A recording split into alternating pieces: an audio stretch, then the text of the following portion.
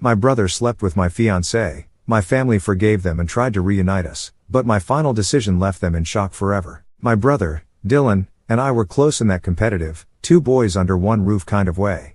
He was a year younger than me, and we'd always been compared to each other. He was the charming, free-spirited type, while I was the one with a plan. Our sister, Mia, was the baby and our mom's shadow, always soaking up every ounce of attention she could get. Our parents, Claire and Joe, were typical Midwest parents. Mom ran the household with an iron will, and Dad was the type to crack jokes and grill steaks like it was his personal hobby. I thought I had it all figured out, a stable family, siblings I could trust, and a fiancée who I believed was my soulmate. Emma came into my life during a group project in my junior year at the University of Wisconsin-Madison. She had this magnetic energy about her that made you want to be in her orbit. She was ambitious, confident, and ridiculously attractive. I fell for her fast. By the end of the semester, we were a couple.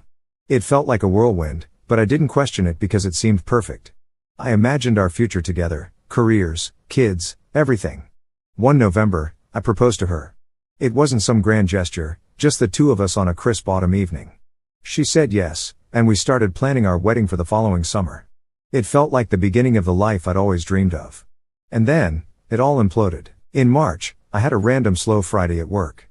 I decided to surprise Emma with her favorite takeout and spend the evening together. When I walked into our apartment, everything felt off. Her shoes were by the door, but the place was eerily quiet, except for faint laughter coming from the bedroom. My stomach tightened. Something felt wrong, but I brushed it off, thinking maybe she was watching a funny video or on the phone with a friend. When I opened the bedroom door, my world shattered. There they were, Emma and Dylan, tangled up in bed. Emma was wearing the oversized t-shirt I had given her for Valentine's Day, the one with the cheesy heart print. It wasn't hard to put two and two together. They froze, both of them looking like deer in headlights. It's funny how silence can say so much. The air in the room felt heavy, suffocating. Dylan, my own brother, had the audacity to say, "It's not what it looks like." I stared at him, almost laughing at the ridiculousness of it. Emma didn't say a word, just scrambled to cover herself with the blanket, like it would erase what I'd just seen. I didn't yell. I didn't ask questions. What was the point? The evidence was right in front of me. I looked at Emma and said, "Pack your stuff and get out." My voice was calm, steady. I wasn't about to give them the satisfaction of seeing me lose it. Dylan tried to speak, something about how it just happened, but I cut him off. "You're dead to me," I said. I wasn't interested in hearing his excuses or fake remorse. There's no "it just happened" when it comes to sleeping with your brother's fiancée. I walked out. I didn't wait for an explanation or a pathetic apology. I grabbed my keys and drove to a friend's house that night. As I stared at the ceiling, the reality of it all sunk in. My fiancée, the woman I planned to marry, and my brother, someone I trusted, had betrayed me in the worst way possible. It wasn't just about the cheating, it was the fact that they'd both actively chosen to destroy something I valued so deeply. The day after I caught Emma and Dylan, I didn't think things could get worse, but of course, they did. While I was at work, Emma moved out of the apartment.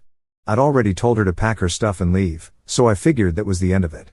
But when I came home that evening, there was a note on the counter, sitting right where we used to keep a framed picture of us. It was short but not sweet. She wrote that she fell in love with Dylan and never meant to hurt me, followed by some garbage about hoping I could find it in my heart to forgive them. She had the nerve to finish the note with, "I hope you can still be happy for us one day." Happy for them?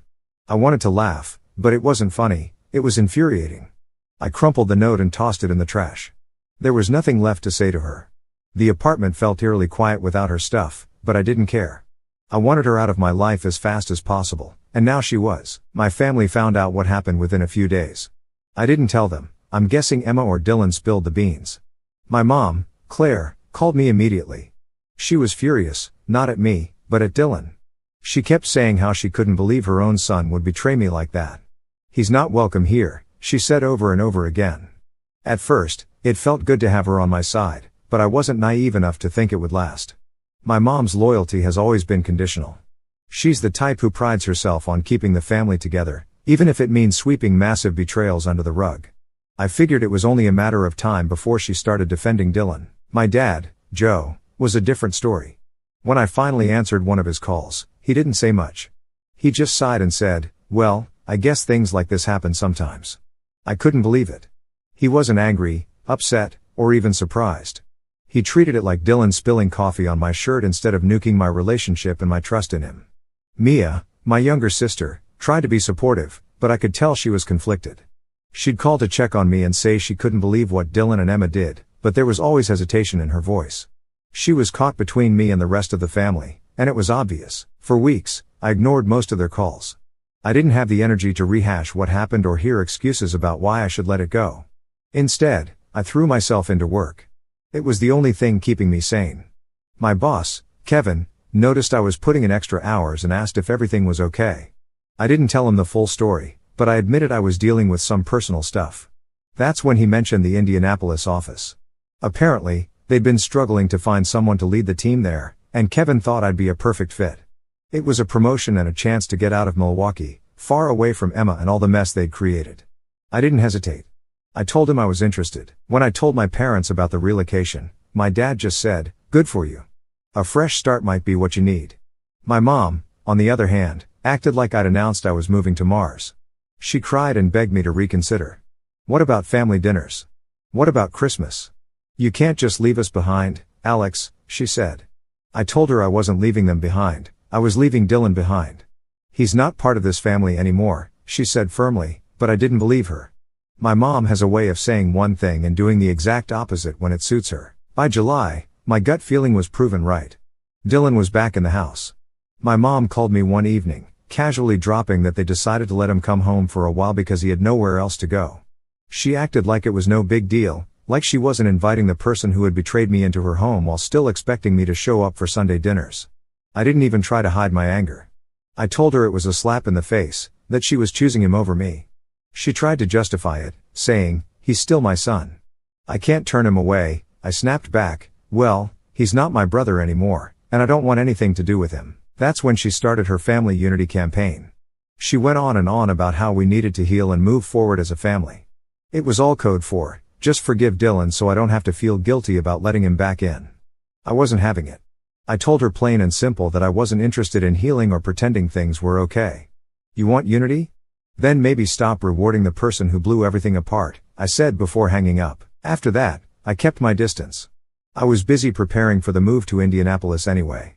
I found a place, packed up my apartment, and started fresh in a city where no one knew my family or my past. Leaving Milwaukee wasn't easy. I had good memories there, and part of me felt like I was letting Dylan and Emma win by leaving. But staying would have been worse. Every street, every restaurant, every shared memory, it all reminded me of what I'd lost. Moving was the only way to truly start over. By the time I left, I'd all but cut ties with my family. I wasn't answering their calls or responding to their texts. Even Mia's attempts to stay neutral didn't matter anymore. They'd made their choice by letting Dylan back in, and I'd made mine by leaving them behind. I didn't know what the future would hold, but one thing was clear: I was done being the good son who always put family first. From now on, I was putting myself first. By September, I had gotten comfortable with my new life in Indianapolis. Cutting ties with my family had been the best decision I'd made, even if it wasn't an easy one. Work was going well, I'd started to make some new friends, and the distance from all the chaos was exactly what I needed. Then my mom, Claire, called me. It was her birthday coming up, and she wanted me to come home to celebrate. I hesitated. My relationship with her had been strained ever since she let Dylan back into the house, but she kept pushing, saying it would be just the immediate family and that she missed me. Against my better judgment, I agreed. The drive to my parents' house was long, giving me way too much time to second-guess my decision. I told myself I was doing this for my mom, even if she had disappointed me. Maybe it wouldn't be so bad if it was just her, my dad, and Mia. When I pulled up to the house, I immediately knew something was off. There were way too many cars parked outside. My stomach dropped when I spotted Dylan's car in the driveway. My hands gripped the steering wheel as I debated turning around, but I didn't want to give my mom the satisfaction of bailing. I decided to walk in, keep it short, and leave as soon as possible. As soon as I stepped through the door, my mom greeted me with a big smile, acting like nothing had ever happened. "Alex, I'm so glad you came," she said, pulling me into a hug. Her energy was over the top, like she was trying to smooth things over with sheer force of will. I glanced around the living room, and there they were, Dylan and Emma, sitting on the couch like they didn't have a care in the world. Emma even had the nerve to laugh at something Mia said as I stood there, frozen in disbelief. "Why are they here?" I asked, my voice low but sharp. Before my mom could answer, she grabbed my arm and ushered me further into the house. "Let's talk in the living room," she said, like that would somehow make this less awful. When we got to the living room, my mom started her usual spiel about healing and family. She sat me down and launched into this speech about how Dylan and Emma made a mistake but were truly sorry, and it was time to move forward as a family. Dylan, ever the shameless one, chimed in with, "I'm sorry, man. It just happened." He said it like he'd spilled coffee on my shirt instead of nuking my entire life. Emma followed up with, "We never meant to hurt you," which sounded even more ridiculous coming from her. She wasn't even trying to look remorseful. I stared at them, trying to figure out if they actually believed their own nonsense. The fact that they thought this was even remotely fixable was almost laughable. I leaned forward, looked Dylan dead in the eye, and said, "You're a pathetic excuse for a brother." Then I turned to Emma and said, "And you, I hope he cheats on you too. You deserve each other." The room went dead silent. My mom started to say something, but I didn't give her the chance. I stood up, looked her square in the eye, and said, "Enjoy your golden boy. Don't call me again."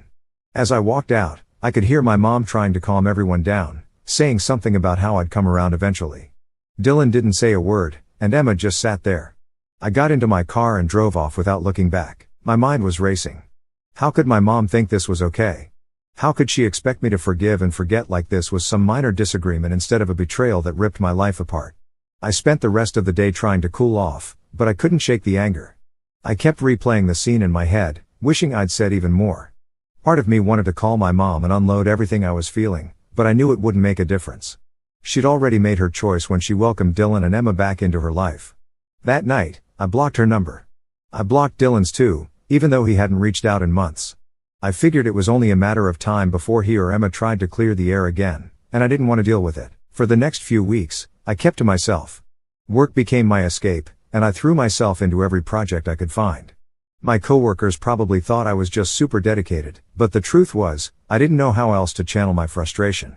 I stopped checking social media too. Seeing pictures of my family would only remind me of what happened, and I didn't need that kind of negativity. I told myself I was better off without them, but it still stung to know that the people I once trusted most had let me down so completely. Eventually, I started to feel a little better. The distance was helping, and I was slowly rebuilding my life. I told myself that I didn't need them, that I could create my own version of family with people who actually cared about me. But deep down, I knew this wasn't over. My mom wasn't the type to give up easily, and I had a feeling she'd find another way to drag me back into the drama. For now, though, I was content to keep my distance and focus on myself. Let them have their family unity. I'd rather be alone than surrounded by people who didn't value me. If they wanted to live in denial about what Dylan and Emma had done, that was their choice. I wasn't going to be a part of it. I didn't know what the future held, but one thing was certain. I was done letting them dictate my life. From now on, I was living on my own terms. By January, life in Indianapolis had become everything I hoped it would be. It felt good to be miles away from the chaos my family had created. I wasn't waking up every day angry anymore. I had space to breathe, think, and focus on myself. That's when Sarah, my distant cousin, slid into my messages. I barely knew her. We'd only met a few times at family events over the years, and even then, I don't think we ever exchanged more than a few words. So when she messaged me out of nowhere, saying she was moving to Indianapolis and could use some help settling in, I was skeptical at first. I debated ignoring her message entirely. My family had proven time and time again that getting involved with them, even peripherally, was a mistake. But part of me felt bad. Sarah hadn't done anything to me personally, and she might not even know the full story of what had gone down. Besides, she seemed genuinely nervous about moving to a new city alone. Against my better judgment, I agreed to help her. The weekend came, and I showed up at the address she sent me. It was a small apartment complex in a quieter part of town, and as I pulled into the parking lot, everything seemed normal. That was until I saw the U-Haul truck and two very familiar figures unloading boxes, Dylan and my dad. For a moment, I froze, gripping the steering wheel so hard my knuckles turned white. My first instinct was to back out of the parking lot and never look back. But before I could, the front door of the apartment opened, and out came my mom. She spotted me immediately and waved, like this was some sort of family reunion instead of a trap. "Alex, wait," she yelled, jogging toward my car. I put the car in park and stepped out, but I didn't move any closer. "What the hell is this?" I asked, gesturing toward Dylan and my dad, who were now standing awkwardly by the truck. My mom gave me her usual let's all be reasonable look and started rambling about how Sarah just needed some help and it made sense for the family to come together. It was clear this wasn't about Sarah at all. This was about them finding another way to force me into some kind of reconciliation. Dylan, ever the master of insincere apologies, stepped forward with tears already welling up in his eyes. "I'm sorry, Alex," he said, his voice trembling like he was auditioning. "I know I messed up. I just want to fix things." I stared at him, completely unmoved. It was the same script he tried at my mom's birthday party, and it was just as pathetic now as it was then. Then my dad decided to jump in. "Alex, come on," he said, his tone that irritating mix of exasperation and condescension he always used when he thought I was being unreasonable. "You're holding on to this grudge, and it's tearing the family apart. Be the bigger man." That was it.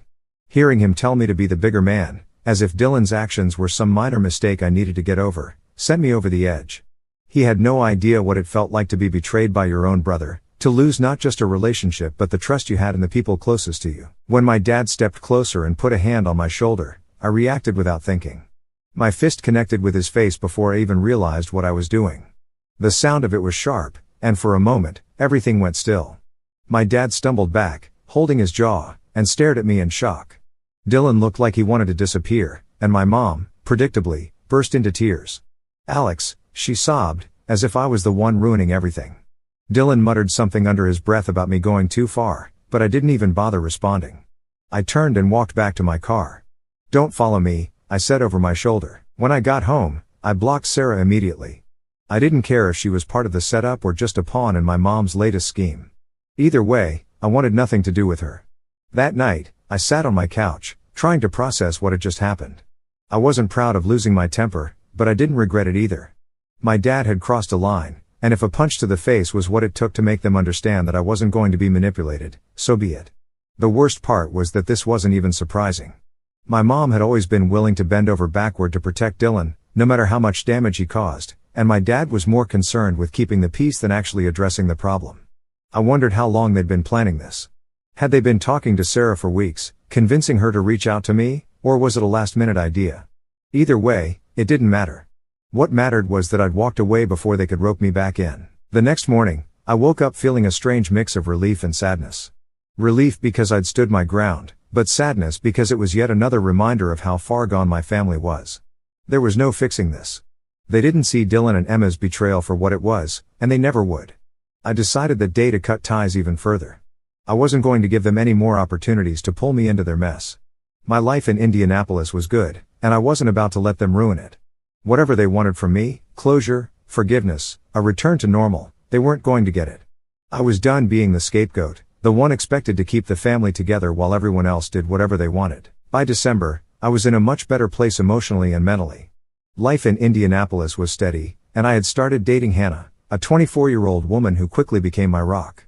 She was everything I needed: kind, funny, supportive, and, most importantly, she respected my boundaries. She knew about the mess with my family and never once pressured me to reconnect. Hannah's family lived in Chicago, and she invited me to spend Christmas with them. It was the first time in years that I was genuinely looking forward to the holidays. Her parents were warm and welcoming, her siblings were great, and there was none of the tension and drama that had plagued my family gatherings for as long as I could remember. A week before Christmas, though, I got a letter in the mail. I almost ignored it because I didn't recognize the handwriting. When I opened it, my stomach dropped. It was from my mom. She wrote that Dylan and Emma had gotten married and that my parents were now separated. She didn't go into detail about why, but she kept emphasizing how much the family needed me this Christmas. She begged me to come home, saying it could be a chance to heal and to move forward. I read the letter twice, trying to figure out what she was really asking for. Was this about me, or was it just another attempt to fix the mess Dylan had created? The mention of their marriage made me sick to my stomach. It felt like a slap in the face, a reminder that they had moved on without a shred of remorse for what they'd done. When I showed the letter to Hannah, she suggested I let it go. "You don't owe them anything," she said gently.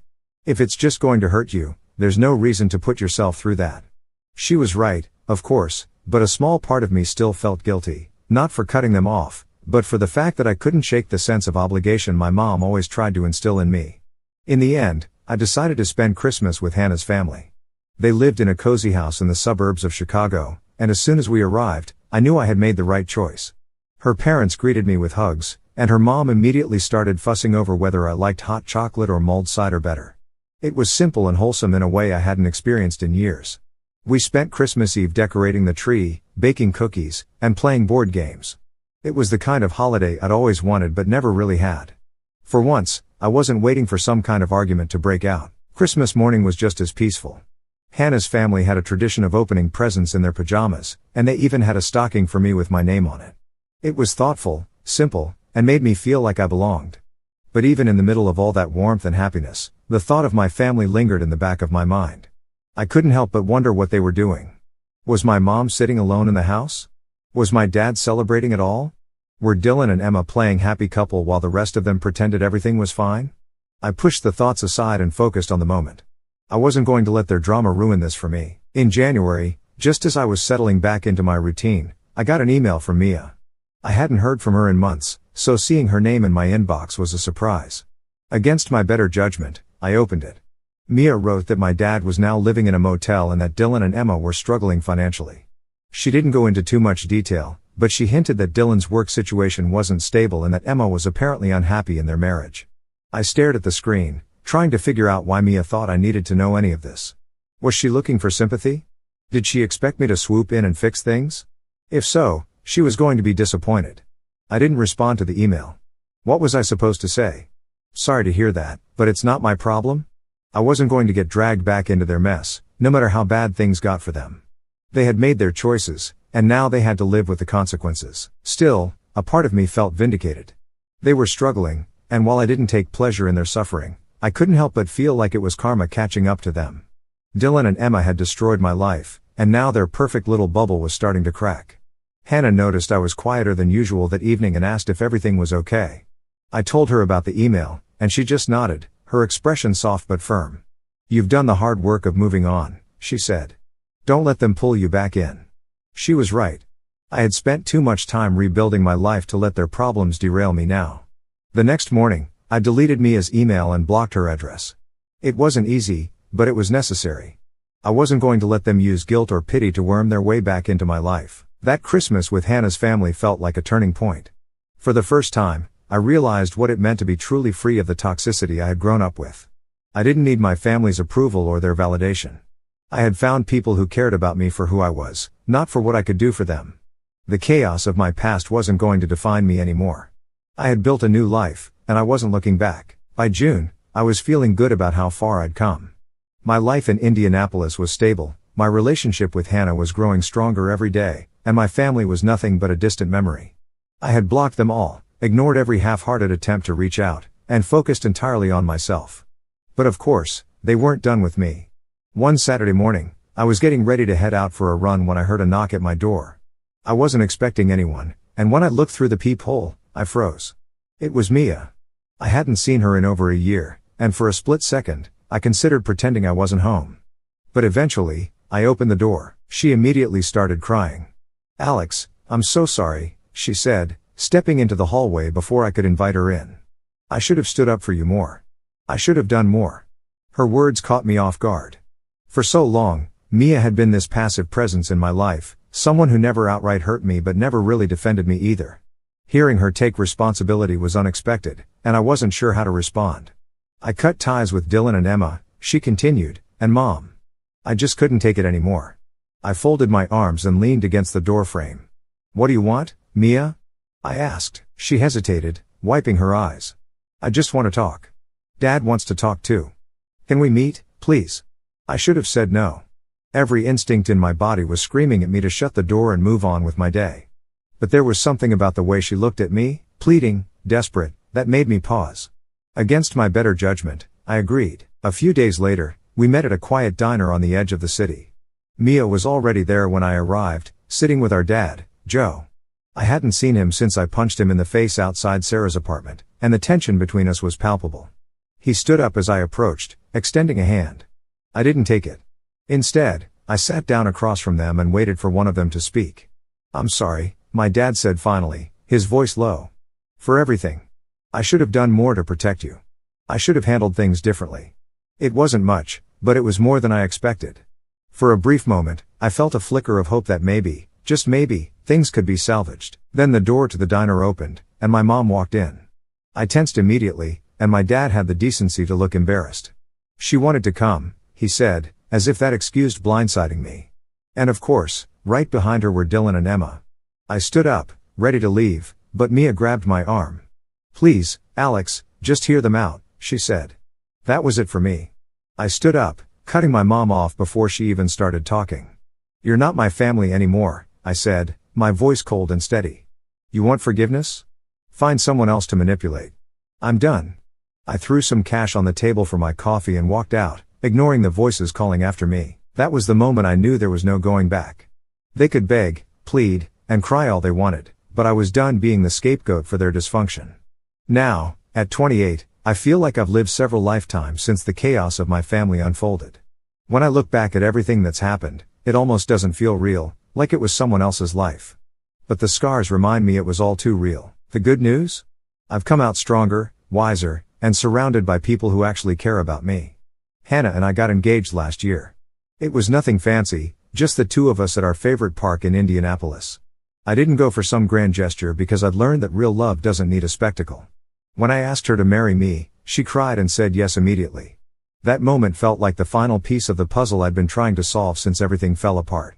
She's not just my fiancée, she's my partner in every sense of the word. She supported me through all the ups and downs, listened without judgment, and never once tried to push me back toward the family I left behind. With her, I feel safe in a way I never thought possible after what Dylan and Emma did. The biggest news, though, we're expecting our first child. It's a boy, and every time I think about holding him for the first time, I get this overwhelming mix of excitement and nervousness. I never thought I'd be ready for fatherhood after the mess I grew up in, but Hannah's confidence in us gives me hope. We're going to do everything we can to give our son a life full of love, respect, and stability, the kind of life I didn't have. One of the first steps I took toward completely cutting ties with my family was changing my last name. I didn't rush into it. For a while, I thought it might be too extreme or that it wouldn't make much of a difference. But as time went on, I realized that my last name felt like an anchor to the past, and I was ready to let it go. It was a strange feeling, standing in the courthouse and filling out the paperwork. When the judge signed off on it, I felt this unexpected sense of relief, like I'd finally closed a door I'd been afraid to shut completely. I chose a last name that felt meaningful to me, something tied to a personal hero rather than my family tree. Hannah was fully supportive. She even joked that she'd take my new last name once we got married, saying, "We're starting our own legacy now." That really stuck with me. The idea of creating something new, something separate from all the pain and betrayal, became my focus. I've heard bits and pieces about what's been going on with my family since I cut them off, not because I seek it out, but because mutual acquaintances sometimes slip up and mention it. Apparently, my parents are officially separated now. My dad is living in a tiny rental on the outskirts of town, and my mom is still in the family house, trying to keep up appearances. Dylan and Emma? Let's just say karma hasn't been kind to them. They're drowning in debt, and from what I hear, their marriage is on shaky ground. Emma lost her job, and Dylan's work situation is far from stable. The irony isn't lost on me. After everything they did to tear me down, they're the ones struggling to keep their heads above water.